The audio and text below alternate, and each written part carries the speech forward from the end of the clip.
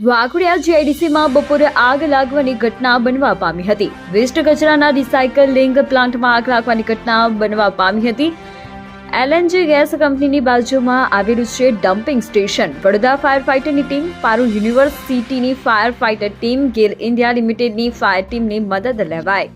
3 જેટલા fire fighter ઘટના સ્થળે પહોંચી આગ પર કાબુ મેળવવાના પ્રયત્નો હાથ ધર્યા હતા. 2 જેટલા ટ્રેક્ટર અને ટેન્કરની મદદ લેવાઈ હતી. મામલતદાર કક્ષાના અધિકારીઓ પણ ઘટના સ્થળે પહોંચ્યા હતા. ગરમીના કારણે આગ લાગવાનું પ્રાથમિક તારણ જાણવા મળ્યું હતું.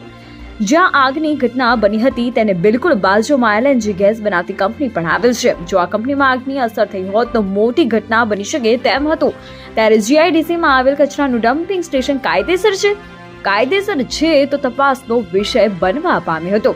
વાઘોડિયા જીઆઈડીસીનો વેસ્ટેજ કચરો ડમ્પિંગ સ્ટેશનમાં નાખવામાં આવે છે તો વાઘોડિયા જીઆઈડીસીને લગતા અધિકારીઓ આ આગના બનાવમાં મીડિયાને માહિતી આપવામાં દૂર કેમ રહ્યા હતા તે બાબતે ચિંતાનો પણ વિષય બન્યો છે. રિપોર્ટર મોલિંગ બેસ, વાઘોડિયા.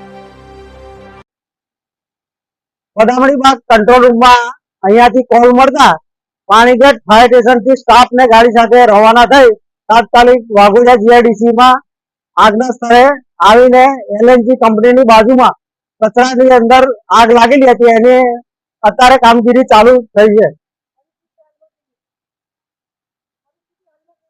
બસ અત્યારે કુલિંગ ચાલુ છે. એમ તો આગ તો ઓલાઈ ગઈ છે પણ કુલિંગ બધું ચાલુ છે. વિધિન 2.5-3 કલાક જેવા થવા આવ્યા છે. Ajay Rathwa, Panigadh fire station, Ajay Rathwa. Waghodia GIDC plot number 1432 માં અમને ફાયરનો કોલ મળ્યો હતો.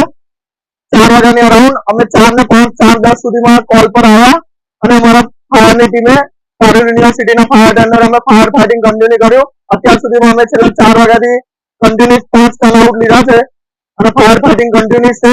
બાજુમાં જે એલએનજી એક્સટેન્ડ કંપની છે એની બાજુમાં જે પ્લોટ નંબર 1432 છે તેમાં કચરાનો ઢગલો હતો તેમાં ફાયર થયું છે અને હજુ બી હાલ કન્ટિન્યુઅસ 2 કલાકથી ફાયર ફાઇટિંગ ચાલુ છે. હાલ સર કંટ્રોલમાં છે પરિસ્થિતિ.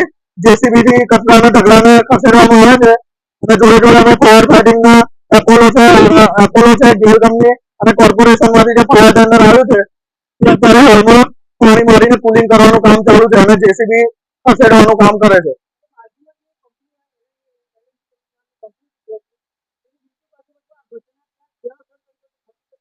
જો મે બી સંપર્કમાં હતું તો ચાન્સીસ છે કે કોઈ મોટી હોનારત નથી, કેમ કે એલએનજી એક્સન ગેસ બનાવનારી કંપની છે એટલે મોટી દુર્ઘટનાથી આપણે બચી ગયા છીએ.